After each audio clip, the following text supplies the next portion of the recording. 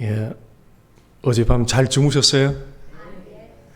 예, 오랜만에 이 끈적끈적한 습도를 느끼니까 고향 온 것 같기도 하고 휴스턴보다 조금 더 센 것 같은데요. 자, 우리 불 속에라도 들어가서 우리 찬양 드리고 말씀 좀 전하도록 하겠습니다.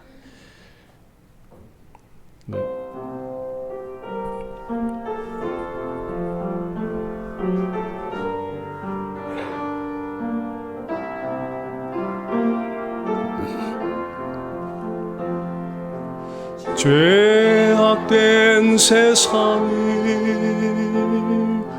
방황하다가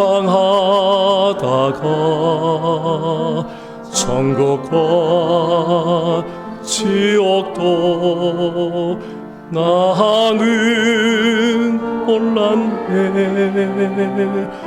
고집대로 영적인 험한 세상이 내일이 더러운지 이제야 아네. 불 속에라도 들어가서 불 속에라도 들어가서 세상에 널리 전하리 주의 사랑을. 죄인의 두 다리 당자를 살려준 주님 말씀에 죄인의 두 다리 모두 두었네. 아들이여 일어나 내 손을 잡고 남은 몸 모든 영혼 확실하네. 불 속에라도 들어가서 불 속에라도 들어가서 세상에 널리 전하리 주의 사랑을. 골고다 언덕길 골고다 언덕길 어르신 예수 추수할 일꾼들 찾아 부르네. 거친 바다 험한 산 비가 맺혀도 십자가 내가 지고 끝내 이기리. 불 속에라도 들어가서 불 속에라도 들어가서 세상에 널리 전하리 주의 사랑을.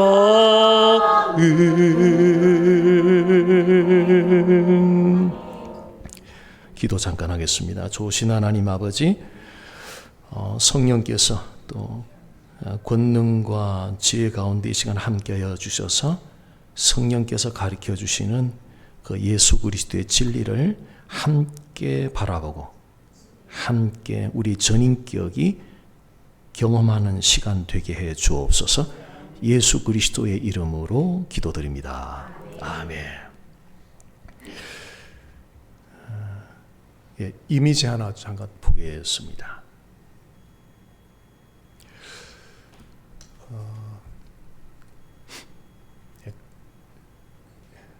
네, 감사합니다. 그 한 척의 배가 지금 바다 위에 표류를 하고 있는데요. 왜 그럴까요? 왜 저 배가 바다 한가운데서 표류를 하고 있을까요? 왜 그럴까요? 뭐 몇 가지 이유들이 있겠죠. 그 중에 대표적인 이유가 가야 할 목적지를 잃어버렸어요. 네, 가야 할 목적지를 잃어버렸어요. 배가 저렇게 가야 할 목적지를 잃어버리고 표류를 하면 시간이 지나면 어떤 일이 일어나요? 배가 침몰하든지 둥둥 떠다니다가 난파되든지 이런 결과가 찾아오겠죠. 여러분은 라파이트 한인교회라는 이 배에 타고 있는 승객과 같거든요.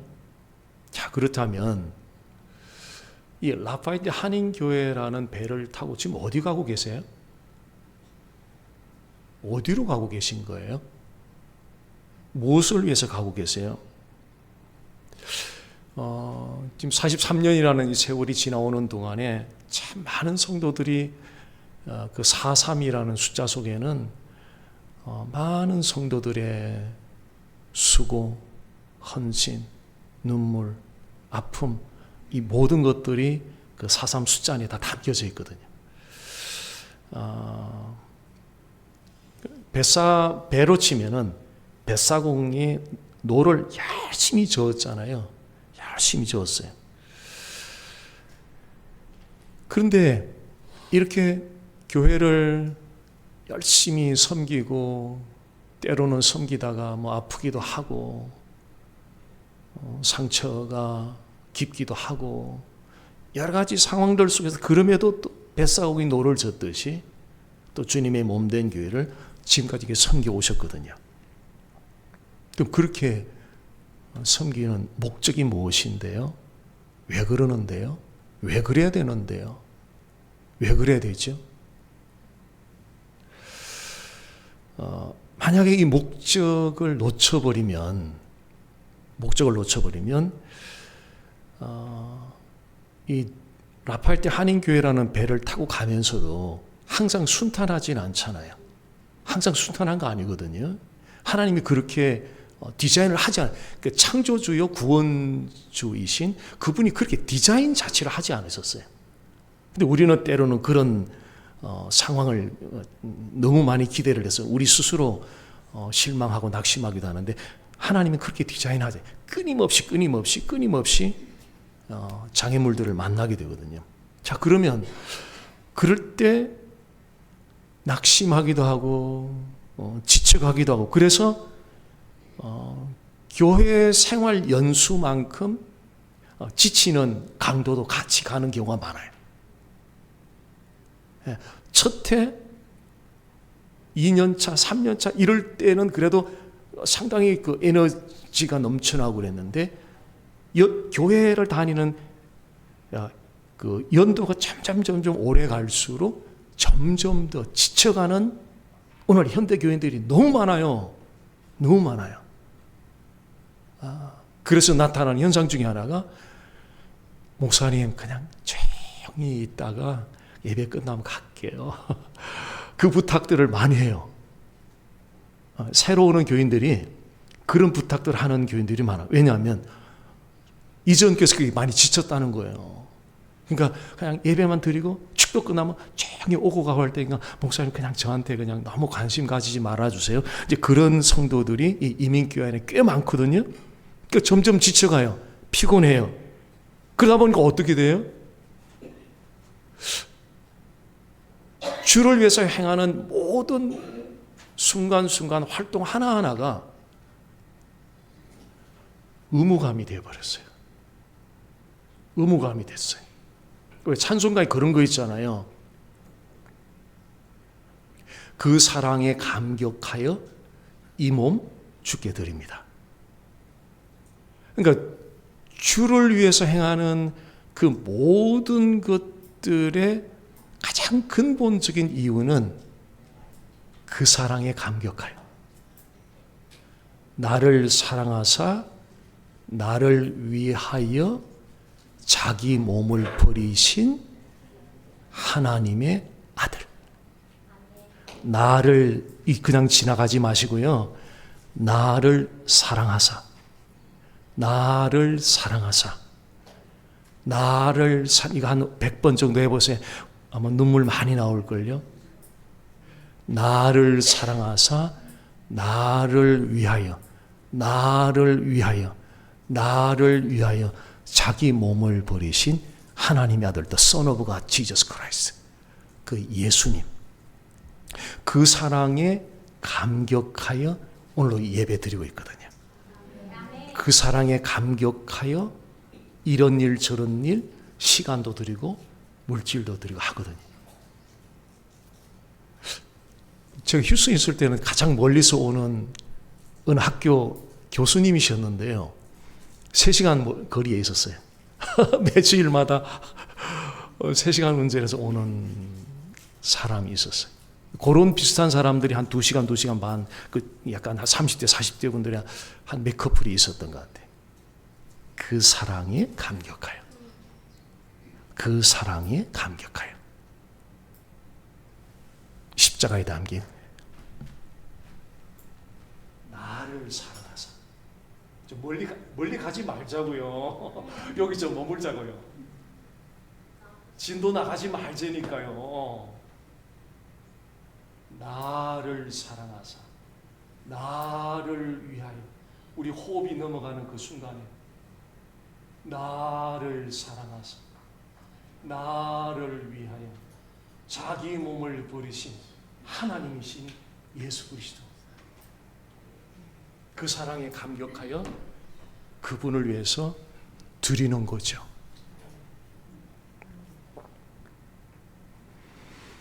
근데 그 사랑 그리고 가야 하는 목적을 놓쳐버리면 너무너무 힘들어요. 지치고요. 짜증나고요. 정말 힘들어요. 그렇다고 세상에서 시간을 투자하면 아워리 그 페이라도 나와서 그 페이를 통해서 뭔가 조금 그 보상을 받는데 우리 교우분들은 뭐 그렇게 한다고 페이 나오는 게 아니잖아요. 현실적으로. 오히려 돌아오는 거는 상처가 많이 돌아오고 그런 경우가 많잖아요. 왜 가느냐는 거예요. 이 수고를 왜 하느냐는 거예요. 왜 하느냐는 거예요. 이 목적을 붙잡지 않으면 달려가는데 주저앉아야 되는 상황들이 계속 찾아올 거예요. 그 목적을 알면 가는 과정이 힘들어서 흔들거릴 수는 있어요. 근데 가요. 근데 목적이 잡히지 않으면 가다가 딱 장애물이 오면 그냥 주저앉아 버려요. 더 이상 나가지 못해. 그래서 왜 하느냐는 거예요. 이따가 우리 점심 먹고 풍요노삼 17과 할 때도 시작할 때 이제 제가 물어볼 텐데 이 공부 왜 하느냐는 거예요. 교회에서 행하는 모든 성경 공부 왜 하느냐. 이웃 말고 공부해야 될 거 아니에요. 막연히 지리 더 공부하기 위해서, 막연히 역사 공부하기 위해서, 막연히 구약 성경의 배경을 알기 위해서, 지식을 담기 위해서 왜 하느냐는 거예요. 그 이유가 전부 다예요. 그 이유를 알면 벌써 성경 공부 임하는 자세가 다르고요. 나타나는 열매가 달라요.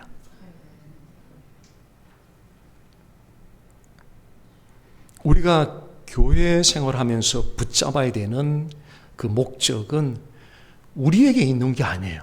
내가 이 교회 생활을 해보니까 교회 생활은 이런 목적으로 해야 된다라고 하는 우리의 상식과 우리의 경험과 우리의 지식에서 나오는 그런 목적 말고요.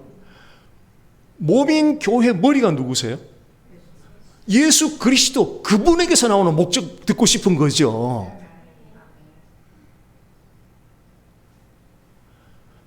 오늘 읽은 이 말씀 그분이 하신 말씀이잖아요. 예, 교회 머리면 최고 어른이시잖아요. 최고 어르신이시잖아요. 최고 어르신이 요구하라는 거예요. 그게 더 그레이트 커미션, 대사명이에요. 이게 목적이에요. 자, 다시 한번 18절 말씀 보겠습니다. 함께 읽어볼까요? 예수께서 나와 말씀하여 이르시되 하늘과 땅의 모든 권세를 내게 주셨으니. 아멘. 누가 하신 말씀이에요? 예수님이 하신 말씀이에요. 참 고민 많이 했어요. 저는 이 말씀 두고 왜 그럴까? 왜 그럴까? 19절 20절 말씀에 전도에 대한 이야기 참 많이 듣고 설교로도 많이 듣고 성경보서 많이 듣고 그러는데 딱 공통적인, 교회마다 공통적인 현상은 전도만은 안 해요. 이게 반대로 전도만은 해야 되거든요. 무슨 세상 일에 무슨 일이 있더라도 전도만은 멈출 수 없어야 되는데 세상 무슨 일이 있어도 전도만은 안 하는 이런 현대교회의 자화상의 모습, 이 어떻게 하면 좋아요? 과연 이대로 가도 좋느냐는 거예요. 자, 이 말씀 왜 이렇게 안 될까라는 그 수수께끼 같은 것을 풀을 수 있는 좀 실타래를 제공하는데요. 그 끝부분에 보면, 후반부에 보면 하늘과 땅의 모든 권세를 내게 주셨으니, 그러니까 하늘과 땅의 모든 권세면은 이게 어떤 권세예요? 하늘과 땅의 권세까지 다 가졌네요. 이게 누구의 권세예요? 하나님의 권세예요. 하나님의 권세. 자, 이것이 이 하나님의 권세, 이것이 우리가 순종하는 가장 기초예요. 최고 기초. 자, 건물에서 기초 파운데이션이 약하면은 이 건물은 쉽게 무너져요. 뉴올리언스도 마찬가지지만 휴스턴도 그렇고요. 워낙 습기가 많은 지대다 보니까 나무 뿌리가 깊이 안 들어가요. 깊이 안 들어요. 큰 나무인데도 그 리타 때 저희 그 사역하던 교회 바로 건물 바로 옆에 큰 나무가 있었는데 그게 뿌리채 다 뽑혀버린 거예요. 그 상상할 수 없는 일이에요. 그러니까 덩치가 이만한 나무거든요. 그게 어떻게 뽑힐 수, 아무리 바람이 세도. 이유는 뿌리가 너무 약해. 그래서 한 2주 동안 전기 돌려가지고 전기 파워가 다 나가버리니까 그 전기선이 다 연결되어 있었는데, 건물의 기초가 약하면 건물 무너지잖아요. 바로 예수님이 누구신가? 하늘과 땅에, 이거 우리 머리로 아는 거 말고요. 그거 말고, 그 유치원 아들도 다 알잖아요. 하늘과 땅의 모든 권세. 이게 누구 권세지? 하나님의 권세. 그 하나님의 권세가 진짜 내가 믿고 있나? 이 부분인 거죠. 정말 그분의 권세를 믿는다면 우리의 삶은 정말 달라질 수 있어요. 만약 이 거리에 홈리스가 서서 막 깃발을 흔들든지 뭐 다른 사인을 보여, 차 세우라는 거예요. 차 세우시겠어요? 아마 정상적인 멘탈 가지고 있는 분들은 OX로 할게요. 차를 세운다, 안 세운다? 차를 세운다, OX. 세운다 하면 X. 아니, 세운다 그러면 X. 안 이게 O의 X예요. 차를 세운다. 홈레스가 차 세우라 막 사인을 주는 거예요. 그러면 정상적인 멘탈 가진 사람이 차를 세운다 문제예요. 그럼 맞으면은 O, 틀리면 X. O의 X예요. 와, 그래서 사지선다가 더 쉬워요. OX 문제보다. 정상적인 멘탈 가진 사람은 절대 안 세워요. 왜요? 왜 안 세우죠? 자, 다른 예를 들어볼게요. 라파에티 폴리스가 세우라 그래요. 정상적인 멘탈 가진 사람 세워요, 안 세워요? 자, 그럼 홈리스와 이 폴리스 어떤 차이인 거예요? 무슨 차이예요? 오토리티예요.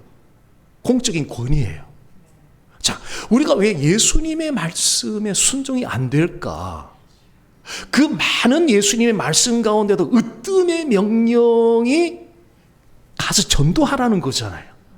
근데 왜 이렇게 불순종을 할까? 예배 한 번 안 드리는 것에 대해서는 불순종이라는 생각 상당히 심각하게 생각하는데, 교회의 머리이신 예수 그리스도께서 으뜸으로 가장 위대하게 명령하는, 왜 그거는 수없이 불순종을 하면서도 아무런 길티 필링도 없이 왜 이렇게 예배당에 올 때마다 해피하게 올까? 한 주 동안 전도를 못해서 막 부담돼가지고 예배당 들어올 때 고개를 숙이고 들어와야 되는 그 부담이 있어야 되는데 너무 자유로워요. 자, 이 실타래를 우리 풀어야 되거든요. 우리 모두의 지금 풀어야 될 숙제예요. LA 지역의 대표적인 그 사람들이 많이 모이는 교회인데요. 약 한 1년 반, 2년 전에 그 교회에서 장로님하고 그 전도를 담당하는 장로님하고 목사님이 연락이 왔어요. 그래서 전도 뭐 새생명 축제 같은 그에 대한 그 게스트 스피커 부탁을 해요. 그러면 전도 학교도 훈련 부탁을 해요. 그래서 제가 궁금하잖아요. 자, 그 교회는 오래전부터 전도 폭발부터 대한민국, 미국 최고의 전도 강사들이 와서 빡세게 최고 이민교회가 가장 빡세게 훈련한 교회거든요. 너무 궁금하잖아요. 저는 맨 땅에 헤딩하듯이 저희 부부 두 사람 멤버 없이 개척하고 있는 목사인데 그렇게 어마어마한 사람들 많이 모이는 게 왜 이 개척교 목사한테 그 전도 훈련 그 집회를 부탁하죠? 너무 궁금한 일 아니에요, 이게. 상식적으로 이야기가 안 되잖아요. 그 질문을 했죠. 이걸 왜 이런 개척교회에게 이렇게 부탁을 하죠? 귀교회는 모든 사람이 자랑하는 훈련 가장 빡세게 하는 교회로 알려져 있는데 대답이 이거예요. 목사님, 그렇게 훈련을 다 했는데도 성도들이 전도를 안 해요. 훈련이라 훈련 결론은 전도를 안 한다는 게. 그러니까 저는 이제 현장에 다닌다는 소문이 그 지역에 퍼지다 보니까 목사님 이제는 성도들이 전도가 되게 하는 훈련을 좀 부탁해요. 그래서 이분들은 처음에 계획이 큰 집회, 대형 교회 집회를 해가지고 제가 하기를 그렇게 좀 계획을 좀 갖고 있더라고요. 그래서 제가 말씀드렸죠. 일이라고 하는 것은 되게 하기 위해서 일을 시작하잖아요. 무슨 일이든 회사 일든 뭐니 다 마찬가지. 안 되게 할 일 누가 해요? 누가 투자를 왜 해요? 안 하죠. 그래서 말씀드리죠. 일이라고 하는 것은 되게 하려고 시작하는 거기 때문에 지금까지 이런 집회 많이 해왔지 않느냐고. 근데 결론은 지금 안 돼서 저한테 부탁하는 거 아니냐고. 어차피 하면 안 될 거지. 이미 결론이 나와 있는데 이거 왜 해야 되죠? 저는 그런 거 못해요. 대신에 진짜 하고 싶으면 소수 정예 멤버들을 좀 저한테 그룹을 해주면 제가 제자 훈련하지 빡세게 그 훈련은 제가 할게요. 그거는 하겠는데 이렇게 사람들 모아놓고 그거는 어차피 일이 안 되는 거예요. 어차피 전도 안 할 건데 왜 이런 세미나를 하고 그래요. 그래서 그룹을 만들어 가지고 3주간 훈련했던 적이 있어요. 왜 그럴까? 권위에 대한 우리가 믿는 예수님의 권위에 대한 인정이 참 많이 약하더라는 거예요. 자, 18절 바로 다음에 그러므로 너희는 가서 therefore go and make a disciple of all the nation. go, go, go. 이거 누가 말씀하느냐는 거예요. 자, 지나가는 라파엘 때 홈리스가 하는 것보다 더 못해요. 그러므로 너는 누가? 하늘과 땅의 권세를 가진 교회의 머리이신 예수님이 너는 좀 대면 좀 해보자는 거예요. 대면. 그냥 예사롭게 지나갈 말씀이 아니잖아요. 하늘과 땅의 권세 가진 그분이 너는 한 몇 달 전인데요. 마켓 앞에 전도를 하고 있는데 휠체어를 끌고 이렇게 거의 한 80 후반 된 것 같아요. 끌고 이제 아드님은 한글을 거의 못 하시고 뭐 하냐 그랬더니 내과 의사라고 그러더라고요. 근데 이분이 사모님이에요. 이대 법대를 나오고 한때는 김한한 총장님의 총애도 많이 받고 그 이대 총장을 꿈꿀 정도로 상당히 아주 총명했던 분인가 봐요. 그리고 이제 목사님은 또 의사였고, 근데 하나님이 목회자로 콜링을 해가지고 완전히 다른 길을 걸어오신 거예요. 그리고 미국 오셔가지고 목회를 하면서 그 사모님이 전도를 참 많이 하셨대요. 그러면서 제가 전도하는 걸 보고 이런 말씀을 하세요. 목사님, 제가 지금 몸이 이래서 이전처럼 이렇게 사람들이 전도를 제대로 못하고 있는데 가끔이라도 목사님 옆에 와서 힐체 좀 앉아라도 있어도 괜찮느냐고. 그냥 옆에 앉아서 그냥 잠깐이라도 머물 수 있도록 해 주겠느냐고 그런 말씀을 하세요. 가슴이 얼마나 제가 감동스럽고 좀 울컥하는 마음도 들고, 세월이 이런 거구나, 이렇게 세월이 지나가는구나, 그런 생각을 많이 했습니다. 성경은 예수님이 하나님이시라고 분명하게 선포를 하고 있습니다. 마태복음 1장 23절 말씀 보십시오. 네. 마태복음 1장 함께 읽겠습니다. 보라, 처녀가 잉태하여 아들을 낳을 것이요 그의 이름은 임마누엘이라 하리라 하셨으니 이를 번역한즉 하나님이 우리와 함께 계시다 함이라. 요한복음 20장 28절 또 함께 읽겠습니다. 도마가 대답하여 이르되 나의 주님이시오 나의 하나님이시니이다. 골로새서 1장 15절입니다. 함께 읽습니다. 그는 아니하는 하나님의 형상이시오 모든 피조물보다 먼저 나신 이시니. 아멘. 자, 이 외에도 예수님의 하나님이심을 선포하는 성경 구절은 많이 있습니다. 저는 담임 목회 7년 차에, 그때 이제는 교회가 좀 숫자적으로 좀 가파르게 이제 성장할 때였어요. 그래 약 4만 스퀘어핏 건물을 사고 이제 이사 들어가기까지 한 1년 정도 시간이 있었는데, 그때 좀 어려움을 겪었어요. 그때 이제 너무 어려워서 많이 힘들어 할 때에, 달라스에 있는 제 친구 목사님과 통화를 하는데, 그분이 이런 말을 해요. 여 목사님, 예수님이 하나님이세요. 그분이 이제 복음을 제대로 이제 알고 있는 분이죠. 누가 목회하는 담임 목사한테 유치부 아이들도 뻔히 알고 있는 예수님이 하나님 누가 하겠어요? 근데 제가 많이 힘들어하는 걸 보고 저에게 진짜 필요한 것은 다른 어떤 것도 아닌 제가 믿는 예수님, 그 하나님이라는 사실. 근데 그 순간에 성령이 특별하게 역사하셨어요. 그 순간을 잊을 수가 없어요. 제 머릿속에 담아놓은 그런 예수님이 지저스가 아니라 제 가슴을 페네츄리라는, 그래 컨페션 되는 지저스 마이가. 그래서 지금 20년 넘게 그 이후로 새벽마다 지금 복음 묵상글을 써서 이제 나누어오고 있는데요. 항상 마지막에는 Jesus is my God. My God. Not just God. He is my God. Jesus my Savior. As a result, He is my Master. God, Savior, 그러므로 나의 주인이라는 거예요. 그러니까 앞에 하나님과 구세주가 결정이 안 되면 이 주인은 아침, 점심, 저녁 다 달라요.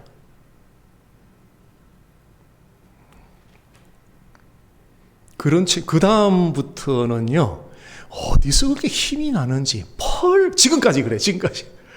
어디서 그렇게 힘이 나는지, 지저스지 마이가. 그분이 진짜 내 하나님, 지금 이 현장에, 이 상황에 실제로 믿어진 다음에 달라지는 거예요.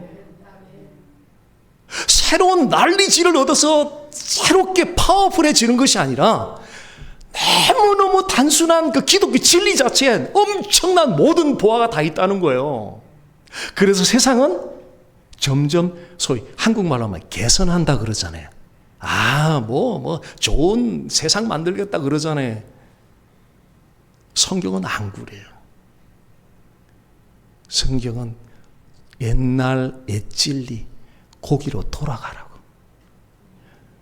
옛날 옛진리. 사도들이, 예수님과 함께 생활했던 사도들이 전했던 그 옛날 옛진리. 그러니까 교회는 계속 개혁돼야 되거든요. 그 개혁이라는 것은 정치인들은 시스템을 바꾸고 이런 외형적인 데 초점 맞추지만 교회 기독교 개혁은 달라요. 아싱을 다시 해야 돼. 폼을 다시 한다는 거예요. 왜? 원형이 있는데 자꾸 우리 안에 죄성이 원형에서 자꾸 변질된다는 거예요. 그러니까 변질되는 이 모습을 새로운 뉴 아이디어로 이렇게 개혁하라는 것이 아니라 원형에서 벗어나왔으니 원형으로 매일 돌아가라는 거예요. 이게 리폼이에요. 개혁이에요.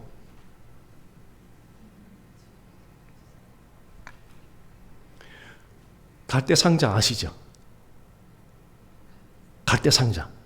아마 대한민국 크리스찬 기독 서적 가운데 아마 가장 많은 책이 아마 팔린 걸로 알고 있는데요.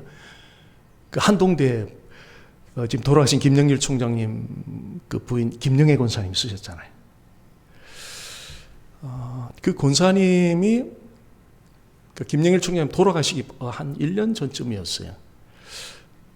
그 췌장암에 처음에 걸리고 그 다음에 전이 돼서 간암 걸리고 그 일본에 가서 또 치료받고 있는 그 와중에 40대 초반의 딸이 뉴욕에 살았는데 근육암이 발병된 거예요.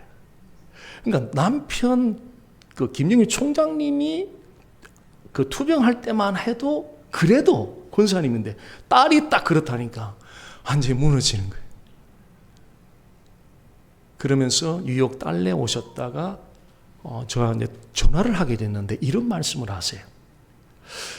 목사님, 아침에 눈을 뜨자마자 예수님은 나의 하나님, 예수님은 나의 구세주, 예수님은 나의 삶의 주인, 이거 선포 안 하면 못 살아요, 못 살아요, 못 살아요.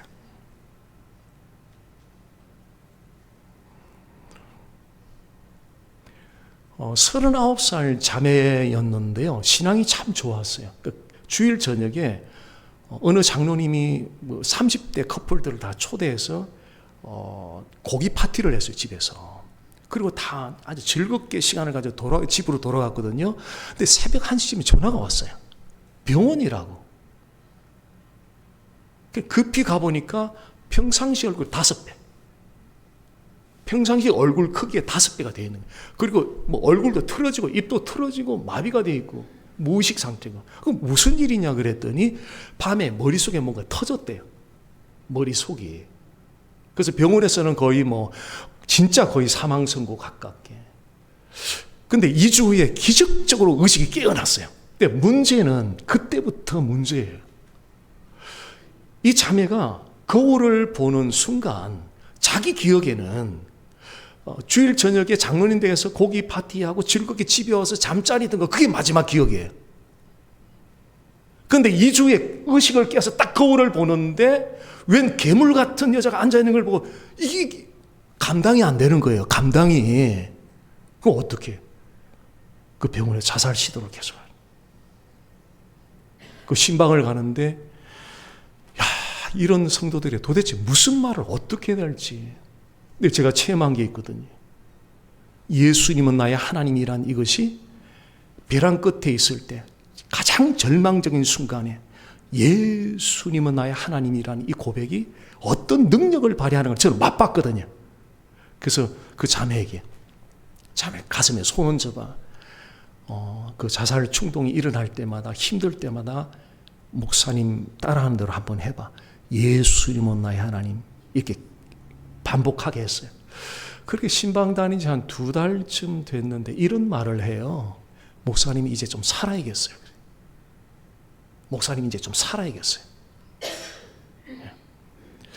예수님이 누구신지 우리의 신앙 고백으로 안다는 거 이만큼 중요하다는 거예요.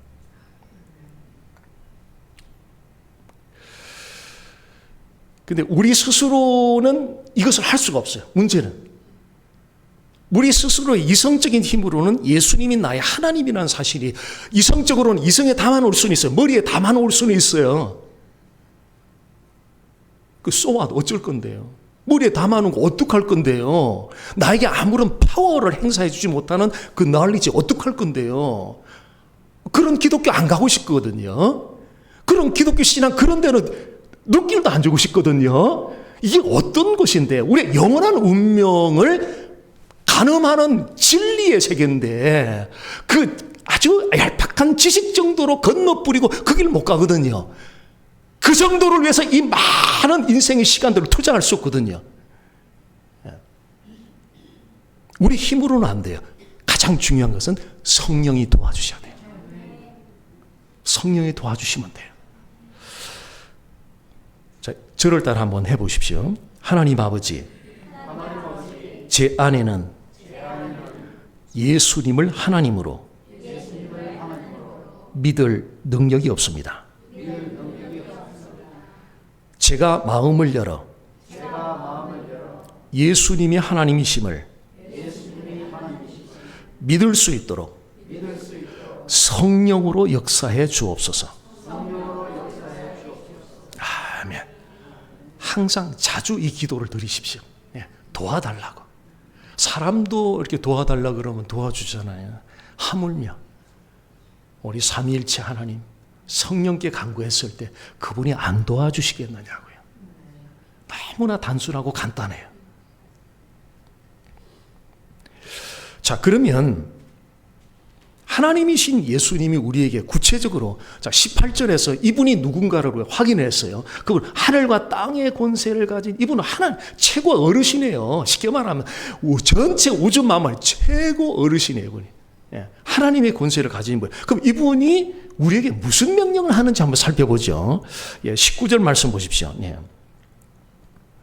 그러므로 너희는 가서 모든 민족을 제자로 삼아 20절에 보면 내가 너희에게 분부한 모든 것을 가르쳐 지키게 하라. 아멘. 이 말씀을 대사명, 지상명령, The Great Commission이라고 합니다. 이것이 바로 우리 교회가 나아갈 방향입니다. 중요한 목적입니다. 자, 집에 그 설계 도면이 집 지을 때 도면이 먼저 나오잖아요. 그러면 빌더들은 도면을 보고 집을 지어요. 그런데 빌더가 이 도면대로 집을 짓지 않고 다르게 지어봐요. 제가 아는 어느 집사님은 그 CD에서 인스펙션 하는데요. 5번을 리젝트 돼요. 5번을. 나중에는 완전 나가 떨어지더라고요. 지쳐가지고. 왜 그래요? 계속 요구하는 거지. 도면대로 하라는 거예요. 도면대로. 교회 모든 활동도 이게 성경이 블루프린트 설계 도면이잖아요. 그 도면대로 하라는 거예요. 모든 수고를 하는데 그 모든 수고가 가야 되는 방향이 있거든요. 모아지는 방향, 목적이 있는데 그것이 바로 이 대사명. 너희는 가서 모든 민족으로 제자 삼으라는 거거든요.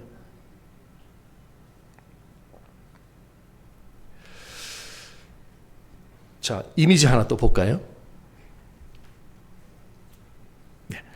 2012마력의 현존하는 세계 최고의 힘을 가진 로스트 에비자라는 차입니다. 이 파워가 어느 정도냐면 비행기가 이륙할 때 그 파워와 같대요. 얼마인지 아세요? 한번 추측해 보세요. 얼마 정도 할지. 이 차 가격이 20만 불? How much? 2 million. 230만 불. Over 2 million. 자, 230만 불의 차를 뒷좌석에 타고 여러분들이 자 이제 한번 상상을 해보세요. 230만 불짜리 차 뒤에 탔어요. 그리고 이제 목적지는 집이에요. 근데 타고 가는 동안에 230만 불의 차를 타 그 황홀감 얼마나 기분이 좋겠어요. 그런데 드라이버가 다 도착했습니다 그랬는데 문을 딱 열어보니까 우리 원래 가고자 하는 우리 집이 아니에요. 다른 데 와 있는 거예요. 기분이 어떻겠어요? 차 안에 있을 때 너무 기분 좋았잖아요. 와, 이렇게 호화스러운 고급 승용차를 타고 가다니 와 좋았겠죠. 근데 내가 가고자 하는 목적지는 내 집이거든요. 그건 내 집인데 엉뚱하게 이어 목사님 집에다 딱 데려 넣었다고 가정해봐요. 뭐 목사님 집이니까 뚝뚝하고 들어도 되겠지만 그 기분이 상당히 안 좋겠죠. 우리가 이 교회 생활하면서 많은 수고들을 하잖아요. 근데 그 많은 수고들이 대사명에 연결되지 않으면 하나님 앞에 갔을 때 낭패당할 거예요. 이거 생각하셔야 돼요. 우리는 항상 in the presence of God, 호람되어 하나님 앞에서 판단받을 거. 그거 늘 생각하셔야 돼요. 누가복음 12장 47절 보십시오. 누가복음 12장 47절 함께 읽겠습니다. 주인의 뜻을 알고도 준비하지 아니하고 그 뜻대로 행하지 아니한 종은 많이 맞을 것이요. 그 뜻대로 행하지 아니한 종은 많이 맞을 것이요. 하나님 뜻대로 행하지 않으면 수치를 당한다, 부끄러움을 당한다, 낭패를 당한다는 그런 뜻인 거죠. 하나님의 뜻을 알면서도 따르지 않는 걸 뭐 한다 그래요? 무슨 순종한다고요? 불순종한다 그런 거죠. 결과는 하나님의 책망을 듣게 된다는 거예요. 자, 대사명. 그러므로 너희는 가서 모든 민족을 제자로 삼아라. 내가 너에게 분부한 모든 걸 가르쳐 지키게 하라. 전도와 양육, 이것은 교회 머리이신 예수님의 명령하는 거거든요. 이게 하나님 뜻이에요. 교회 품격은요, 뭐 어느 큰 도시에 교회가 있는가, 또 얼마나 많은 사람이 더 이상 속지 않아요. 충분히 목회하면서 멋모르고 목회하던 40대 때 경험했거든요. 대도시에 교회가 있고 사람이 많이 모이고 호화스러운 예배당 건물이 있고 그것이 교회의 품격을 나타내는 줄 알고 그렇게 껄떡껄떡 거렸던 건 충분히 다 제가 제 못난 모습을 봤었거든요. 다시는 안 속죠. 교회의 품격은 어디 있느냐? 하나님의 뜻에 순종하는 그 교회들입니다. 이게 바로 교회 품격이에요. 예. 라파에트 한인교회는 상당히 품격이 굉장히 월등한 교회예요. 제가 이게 립 서비스로 하는 이야기가 아니에요. 진짜예요. 예. 우리 어젯밤에 또 오늘 기도하는 두 분 권사님의 그 기도 내용,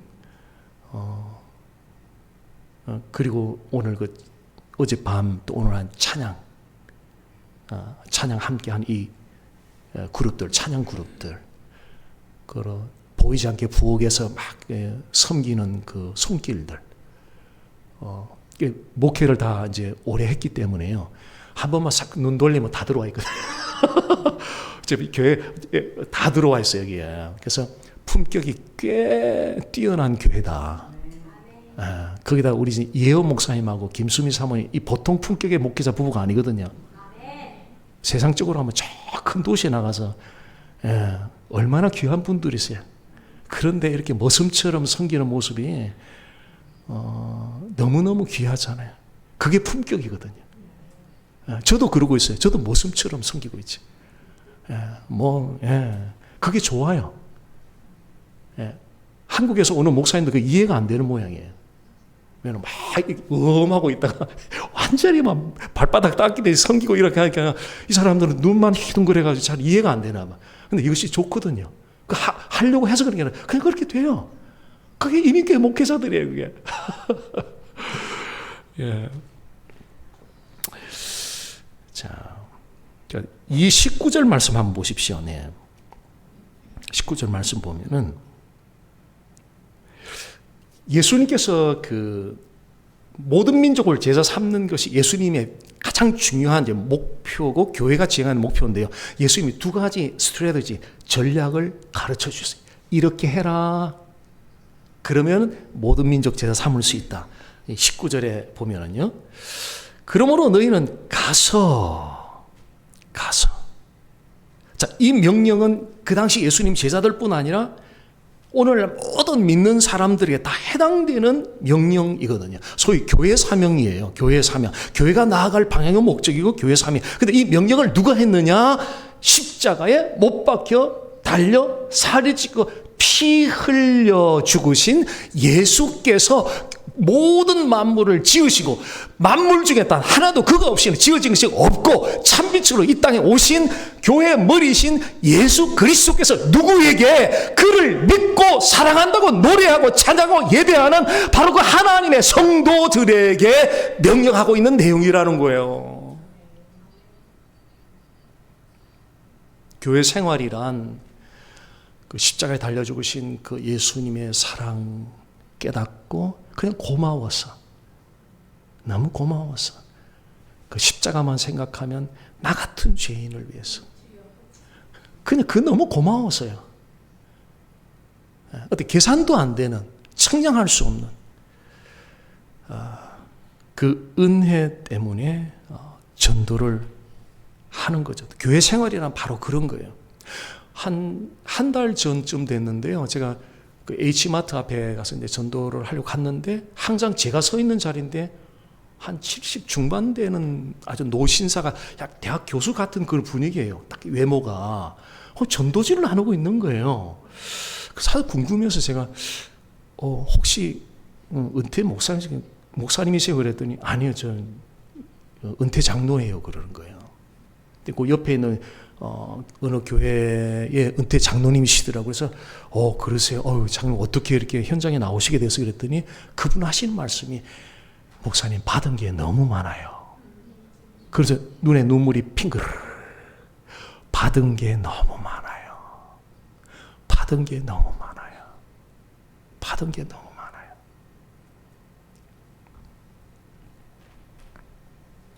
영상 하나 볼까요?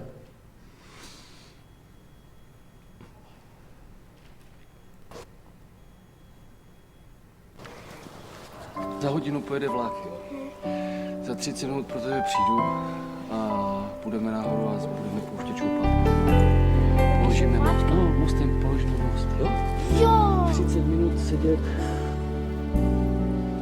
이 세상 가장 아름다운 순종의 눈물 Tati, vlaky nebo brzo! 온 세상 다시 빛나게 한 생명의 눈물 그가 이 땅에 오신 이유 죽어야 살게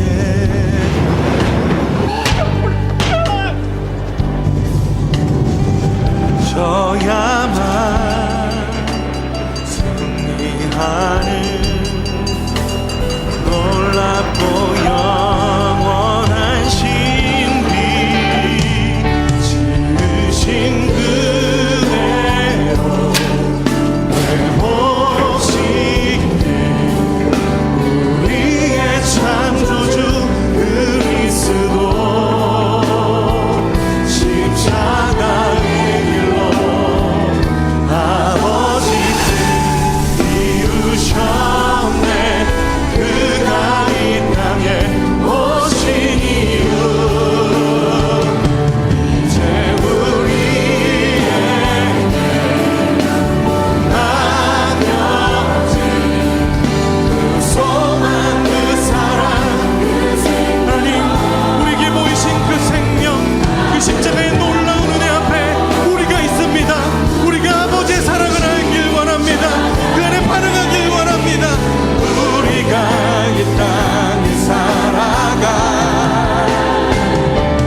이 지으신 그대로 회복시킨 지으신 그대로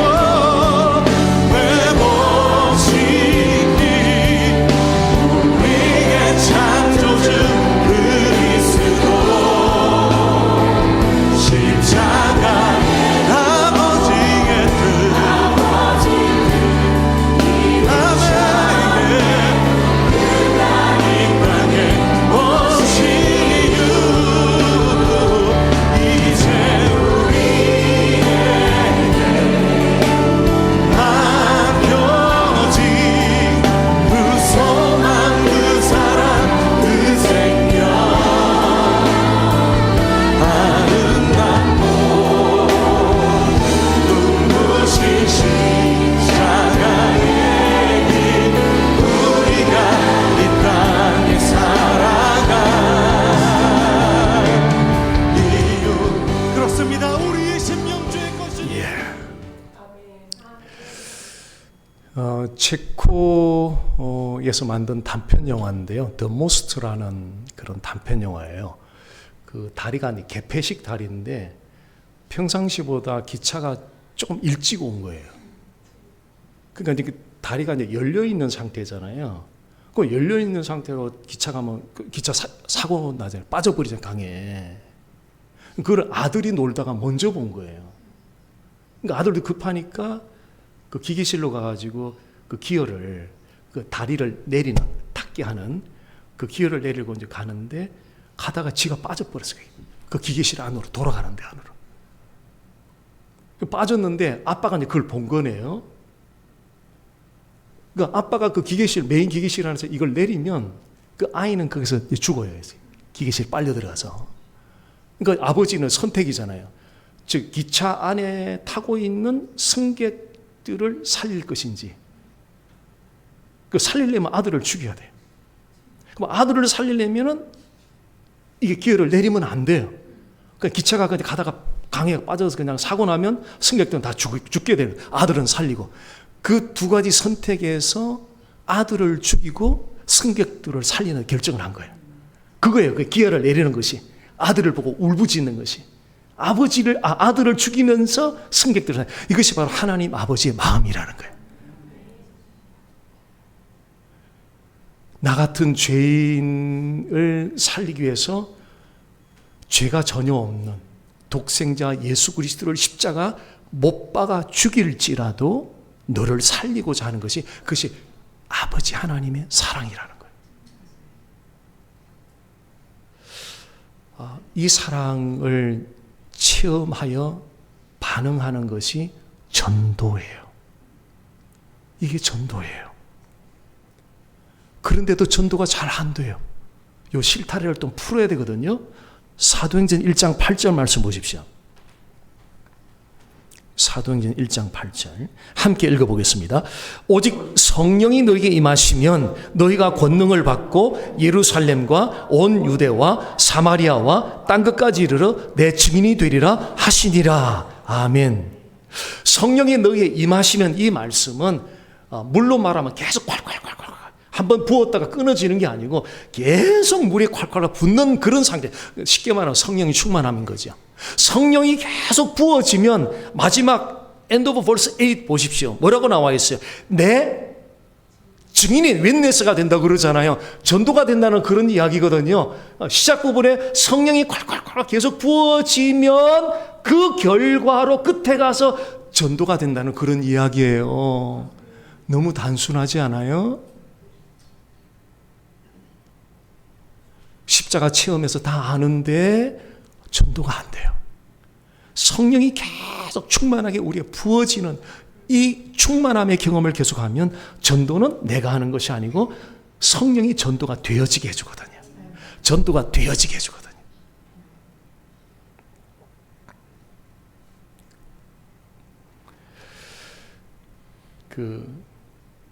예수님이 십자가에 죽으시고 장사되고 시신마저 없어졌잖아요. 제자들이 너무 실망했잖아요. 그 나름대로 기대를 했는데 허무하게 죽으시고, 아니 시신마저 없어졌어요. 그러니까 제자들이 너무 상심해가지고 두 명이 엠마오로 지금 가고 있는데 부활하신 예수님이 나타났어요. 근데도 이들은 영의 눈이 가려져서 부활하신 예수님을 인식하지 못했어요. 그런 두 제자에게 예수님이 행하신 일이 있어요. 구약 속에 자기에 관한 것, 쉽게 말하면 구약 속에 예수 복음을 자세히 풀어서 설명하더라.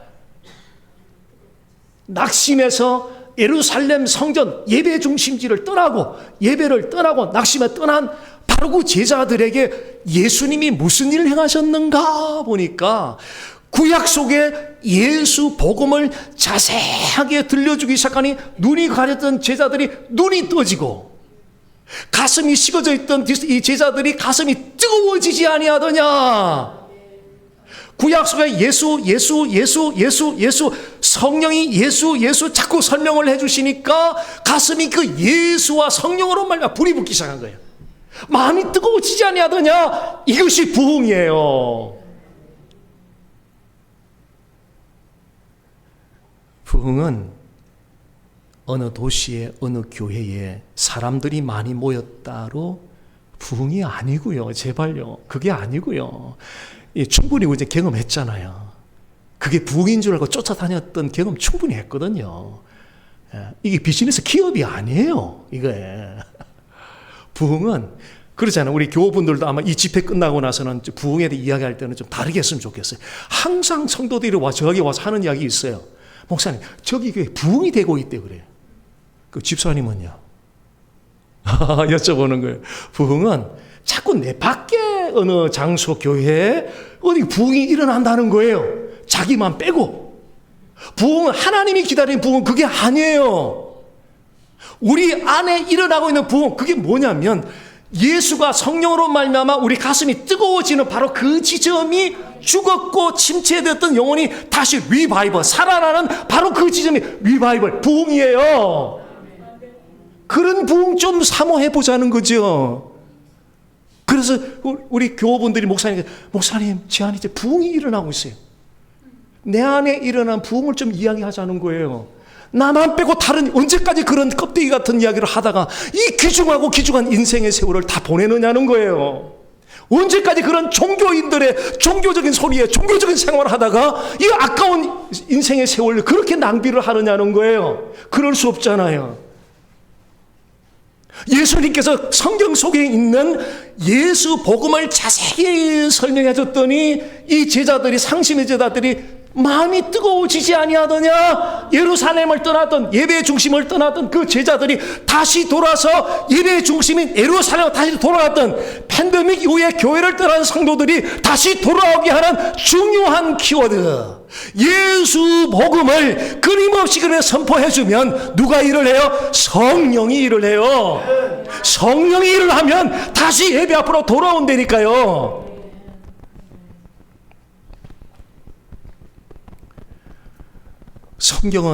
성경이 무엇인가? 저는 그 전에 휴세 목회할 때 이제 교우들이 타주로 이사 가고 그러면은 종종 저에게 좀 출석할 교회 추천해 달라는 부탁들을 종종 해요. 그러면 그 이사 가는 주소하고 그 주소 가까운데 교회들을 좀 설치를 해서 몇 교회가 이제 나오면 제가 전화를 해요. 그 목사님. 같이 신앙생활하는 교우가 목사님 교회 근처로 이사를 가서 교회를 추천해달라고 하니 아무 교회나 추천도 못하고, 그래서 이렇게 목사님 교회로 먼저 전화해봐서 좀 여쭤보고 싶은 게 있습니다. 혹시 목사님 약간 좀 마음이 약간 상할 수도 있을지 모르겠는데 그래도 성도가, 신앙생활 같이 하는 성도가 교회를 찾아달라고 부탁을 하기 때문에 제가 섣불리 소개할 수도 없고, 그래서 질문을 좀 드리고 싶은데 좀 대답해 좀 고맙겠다고. 그리고 두 가지를 질문해요. 목사님, 성경이 무엇인지 말해줄 수 있어요? 두 번째는 복음이 뭔지 말해줄 수 있어요? 딱 두 가지 질문하면 10명 중에 9명은 성질부터 내요. 성질부터 내요. 왜 그런지 아세요? 지금 목사한테 무슨 질문하고 있느냐는 거예요. 근데 그 중에 한 분 정도는 제 의도를 아는 사람이에요. 쉽게 말해 성경을 알고 복음을 아는 사람이 마치 동지 만난 것처럼 막 풀어내기 시작하는 거예요. 왜 그러냐? 아이스크림 샵을 하는 사람은 아이스크림이 뭔지를 정확하게 알아야 돼요. 그렇잖아요? 뷰티 서플라이 하는 사람은 뷰티 서플라이 정확하게 이게 뭔지를, 아이템들을 잘 알아야 되는 거예요. 아이템들을 잘 알아야 카스터머 와서 부탁을 해서 물건이 없으면 전국을 다 뒤져서라도 찾든지 만들든지 해가지고 제공을 해줘야 되잖아요. 예. 그러니까 성경이 뭔지를 이해하는가에 따라 그게 설계 도면이거든요. 우리 목회자들은 목회가 그런 식으로 흘러가니까요. 예. 복음이 뭔가를 이해하는 각도에 따라서 마찬가지. 우리 성도들은 성경이 어떤 것인가 이해하는 이해도에 따라서 교회 생활이 그렇게 진행이 돼요. 복음도 마찬가지예요. 그래서 성경이란 뭔가, 이게 대단히 중요한데요. 저는 뭐 신학적인 이론적인 그런 거 말고요. 정말 우리가 소화된 그런 말. 이 성경이 어떤 거냐는 거예요. 프로블렘 앤 솔루션이에요. 문제와 해결책이에요. 그게 전부 다예요. 그게 성경이에요. 창세기 3장 1절에 6절에서 아담이 뭐를 범했어요? 죄를 범했죠. 뭐 때문에요? 뭐 먹었죠? 예, 저는 선악과는 안 먹고 어제 이혜영 목사님 집에서 감은 먹었거든요. 예, 선악과 그거 먹고 죄를 범했잖아요. 프라브럼을 만든 거예요, 사람이. 신, 프라브럼. 그럼 거기에 대한 하나님의 대책은 뭐예요? 해결책. 그게 뭐죠? 그게 창세기 어디에 있어요? 3장 15절. 예. 그 창세기 3장 1절에 6절은 최초의 죄라 그래서 오리지널 신, 원죄라 그러잖아요. 거기에 대한 하나님이 제시한 두 개도 아니고 유일한 해결책이에요. 그것이 바로 여자의 후손이잖아요. 그 여자의 후손이 메시아잖아요. 그 메시아가 예수 그리스도잖아요. 그 죄 문제에 대한 하나님이 제시하신 솔루션 딱 온리 여자의 후손 예수 그리스도. 그래서 가정의 문제도 어디로? 예수 그리스도. 학교의 문제도 예수 그리스도. 정치의 문제도 어디로? 예수 그리스도. 교회 문제도 어디로? 예수. 부부의 문제도 어디로? 예수 그리스도예요. 왜? 그 모든 문제의 뿌리는 바로 하나님과의 관계 때문에 그래요. 하나님과의 관계가 잘못됐기 때문에 문제가 파생이 된다는 거예요. 예. 제가 한번 한 10몇 년 전이었어요. 그 마지막 부목사로 섬기던 교회 한 자매가 그때 한 30을 이제 막 넘어가던 때였는데 저는 이제 단임 목회로 오게 되고요. 근데 그 자매가 부탁을 했어요. 좋은 형제 있으면 좀 배우자로 소개해 달라고 부탁을 해요. 근데 목회 바쁘다 보니까 신경도 제대로 못 쓰고 나중에 40이 넘었는데도 아직도 시집 못 가고 있는 거 한국에 들어갔는데 근데 나중에 42살쯤 됐을 때 3살 어린 형제하고 서울 그 3일교회 청년부에서 만나가지고 결혼을 하게 됐대요. 근데 결혼 추례를 부탁을 하는데 근데 담임 목사님, 송태근 목사님 부탁을 했더니 교회가 너무 크잖아요, 거기는. 그러니까 담임 목사님 그 주례까지 할 스케줄이 안 되는 거예요. 그러니까 청년부 목사님한테 부탁을 해서 주례를. 그러니까 이 자매가 성이 안 차는 거예요. 그러니까 저한테 연락이 왔어요. 목사님 좀 축하 영상 좀 해서 찍어서 보내달라고. 그래서 제가 축하 영상을 만들면서 기도를 해서 어떤 내용을 하지? 그래, 기도 가운데 만들었던 내용이 이런 거예요. 결혼한 지 얼마 안 된 30대 커플들이 가장 위태롭대요. 왜냐하면 결혼 생활할 때 생활에 포커스를 해요. 우리가 와서 결혼하면 어떻게 생활을 행복하게, 생활을 어떻게 편리하게, 그 생활에 포커스하면 결혼 생활이 행복한 줄 아는 거예요. 근데 생활에 포커스가 아니고 결혼 자체에 있는 거예요. 그러니까 남편이 아내를 사랑하라는데 사랑이 안 되거든요. 근데 우리는 그걸 저 사람 성격 때문이라고 그러잖아요. 그 아내가 남편에게 순복하지 않는 거 성격이라고 자꾸 그러잖아요. 맞아요. 성격은 맞아요. 근데 그것이 뿌리는 아니다. 성격이 뿌리는 아니라는 거예요. 표면적으로 나타난 것은 성격이에요. 근데 뿌리는 아니에요. 뿌리를 추적해 가보니까 그것이 신이 죄예요. 죄. 그 죄가 하나님과의 관계를 가로막다 보니까 하나님과의 관계가 바르게 되지 않은 상태다 보니까 남편이 아내를 사랑해야 되는데 사랑이 안 되는 거예요. 아내가 남편을 순복이 안 되는 거예요. 이 문제를 어떻게 해결하죠? 신을 리무브하는 건 한 가지밖에 없어요. 어떻게? Only through the blood of Jesus Christ. 오직 예수 그리스도의 보혈의 공로로만 죄 문제를 해결할 수 있어요. 그 축사 영상 내용이 이런 거예요. 신랑이 매일 예수님의 보혈의 공로 앞에 서라. 그래서 너의 죄 문제를 매일 예수님의 공로 앞에서 다 씻어내고 하나님과 바른 관계를 가지면 너는 아내를 사랑하게 될 것이다. 아내도 매일 예수님의 보혈의 공로 앞에 서라. 그래서 그 죄 문제를 깨끗하게 하면 그 결과로 남편에게 순복하게 될 것이다. 그래서 매일매일 남편과 아내가 헤쳐 모여 해라. 어떻게? 예수 그리스도의 보혈의 공로 앞에 다 헤쳐 모여서 그 만나는 지점은 바로 하나님과의 바른 관계라는 그 공통된 지점을 만나게 될 때 남편은 아내를 사랑해요. 아내는 남편을 순복하게 되는 거예요. 그 모든 것이 성격의 문제를 극복할 수 있다니까요. 하나님과의 바른 관계는 성격의 문제를 극복할 수 있는 파워, 힘이 있어요. 자, 첫 번째 그 모든 민족 제사 삼는 것 전략 전도잖아요. 두 번째는 양육, 이거 하고 오늘 마치도록 하겠습니다. 20절 마지막 말씀 봅니다. 함께 읽어보겠습니다. 내가 너에게 분부한 모든 것을 가르쳐 지키게 하라. 볼지어다 내가 세상 끝날까지 너희와 항상 함께 있으리라 하시니라. 분부한 모든 것을 좁게는 예수님이 3년간 제자들에게 가르쳤던 그 말씀들이고 넓게는 성경 말씀 전체예요. 자, 가르쳐 지키게 하라. 자, 가르치는 것은 교육이에요. 가르치는 것은 교육이에요. 그런데 지키게 하는 게 이게 진짜 양육이에요. 이게 힘들어요. 저도 지금 개척하고 막 1대1로 젊은 친구들은 1대1로 막 어떤 사람은 부부로 하는데요. 때로는 지쳐요. 힘들어요. 왜냐하면 가르치는 것은요. 머릿속에 다 입력을 해가지고 뒤에 흑판 갖다 놓고 막 탁월하게 티칭하면 와우 그래요.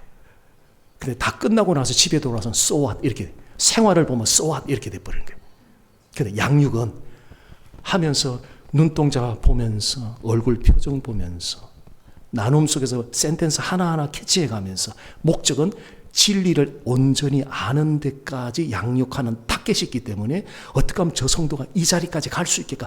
저 표현 속에서 이 자리 가기 위해서는 내가 또 어떤 질문을 던져서 또 이게 성숙한 자로 가게 할까? 이거를 막 순발력에 복잡하게 생각하고 주중 내내 또 그 영혼과 컨택하고 관심과 때로는 이런 생각이 들어요. 그게 너무 힘들어서 아이고 지금은 애 하나 낳아서 키우는 게 낫겠다. 그런 생각이 들 때도 있어요. 이게 예수님부터가 양육이에요. 간단한 뭐 티칭 하나 이 정도 공부가 아니에요. 가르쳐 지키게 하라. 자, 그 이미지 한번 보십시오. 첫 번째 저 이미지는 비료를 주고 있고요. 두 번째 이미지는 잡초를 뽑고 있고요. 세 번째는 물을 주고 있네요. 정원에 비료 주고 잡초 뽑고 물을 주고 있어요. 정원사가 이렇게 가꾸는 목적이 있거든요. 정원에 있는 거 식물들을 건강하게 자라도록 하기 위해서요. 하늘 정원사이신 하나님 아버지께 똑같은 거예요. 몸된 교회 모든 하나님의 백성들이 건강하게 자라기를 원하세요. 그래서 하나님이 주신 직분자가 누구예요? 양육받아서 건강하게 잘 자라도록 하기 위해서 교회마다 세우신 직분자가 있어요. 대표적인 직분자가 누구예요? 더 구체적으로 하면요. 목사님인데 라파에트 한인교회 여수원 목사는 아니거든요. 목사님 누구죠? 이름 잘 기억 안 나시는 거죠. 이시가문의 혜원이라는 이혜원 목사님. 자, 이렇게 생각하시면 돼요.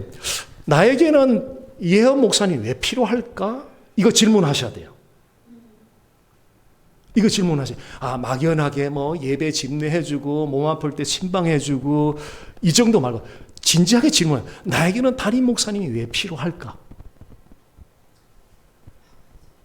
예배소서 4장 11절 12절에 이렇게 가보면은요. 12절에 보면은 성도를 온전케 하며 봉사의 일을 하게 하며 그리스도의 몸을 세우느니라. 그 누구? 목사와 교사인 목회자에게 주어진 거거든요. 성도를 온전케 한다는 것을 익히 준비시킨다는 거예요. 그 준비가 어떻게 해요? 이게 양육이에요. 그 다음에 봉사의 일을 하게 하면. 양육이 없이 봉사 일을 해봐요. 3살짜리에게 총이나 칼을 맡겨봐요. 똑같은 일이에요. 그래서 결과는 어떻게 된다고요? 익히 준비시키고 양육해서 받은 은사대로 봉사일을 하게 되면 결론이 어떻게 돼요? 그리스도의 몸을 세우느니라. 그리스도의 몸이 뭐예요? 교회예요. 교회 세우는 거 너무 간단하지 않아요? 목사님이 양육 받자 할 때 순종해서 양육 들어오면 돼요. 그럼 목사님 잘 인도하실 거예요. 그거에 맞춰서 내가 하나님 주신 은사를 따라 봉사하면 교회는 그 결과로 아름답게 세워져 갈 거라는 거예요. 자, 또 이미지 2개 있는데요. 한번 봤으면 좋겠습니다. 왼쪽에는 정원사의 돌봄을 받지 않은 그 식물이고요. 오른쪽은 돌봄을 잘 받은 식물의 결과가 저래요. 돌봄을 받지 않은 식물은 저렇게 시들해서 죽어버려요. 오른쪽에 돌봄을 잘 받은 식물은 건강하게 성장을 해요. 몸된 교회 하나님이 세우신 담임 목사님들을 통해서 잘 양육을 받은 성도들은 오른쪽에 있는 저 식물처럼 건강하게 성장할 수가 있습니다. 자, 교회 생활은 이 교회는 머리가 예수님이고 몸이 교회죠. 이게 누구 몸이에요? 누구의 몸? 예수님의 몸이죠. 우리 성도들은 어떻게 돼요? 지체들이죠. 그러니까 교회 생각하면 우리 신체 생각하면 딱 교회가 정확하게 정리가 돼요. 교회 머리는 예수님, 이 교회는 그리스도의 몸이고 우리는 그 지체들이다. 그러므로 오른팔이 떨어져 나가서 개인 활동을 한다고 생각해 봐요. 어떻게 되겠어요? 오른팔이 존재하는 이유가 있거든요. 왼팔이 존재하는 이유가 있어요. 각 신체 기관들은 반드시 공통된 목적이 있는데 몸을 유익하게 하기 위해서. 여러분들의 개인의 은사를 가지고 다 섬길 때 그 공통의 목적이 있는데 우리는 지체들이기 때문에 몸을 건강하게 하기 위해서, 몸된 교회를 건강하게 유익하도록 하기 위해서 주신 은사들을 가지고 다 섬기고 봉사한다는 거예요. 그래서 나 혼자 개인적으로 예배드리고 나 혼자 활동하는 것은 교회 생활의 중요한 부분을 놓칠 수 있다는 거예요. 함께 지어져 가는 거예요. 더불어 함께 지어져 가는 거예요. 그게 교회거든요. 그래서 함께 지어져 갈 때 최종적으로 하나님을 영화롭게 한다는 거예요. 무엇을 하든지 먹든지 마시든지 무엇을 하든지 하나님을 영화롭게 해야 된다는 거예요. 나 홀로 예배드리고 나 홀로 활동하는 것으로는 하나님을 온전히 영화롭게 하기엔 역부족이라는 거예요. 말씀을 은혜 받았을 때도 반드시 내게 개인적으로 적용을 하지만 마지막으로는 내가 섬기는 라파이트 한인교회를 해서 내가 받은 은혜를 몸인 교회를 건강하게 유익하게 세우도록 하는데 내가 어떻게 적용을 시킬까? 이 교회 쪽에 와서 적용이 끝나야 돼요. 내가 큐티에서 은혜 받아서 나에게 생활에만 적용만 끝나버리면 반쪽밖에 안 되는 거예요. 반드시 몸된 교회, 그 은혜가 몸인 교회를 유익하게 세우는데 이 열매로 나타나야 된다는 거예요. 그래 하나님께 영광이 된다는 거예요. 이것이 몸이라는 교회 생활이라는 거예요.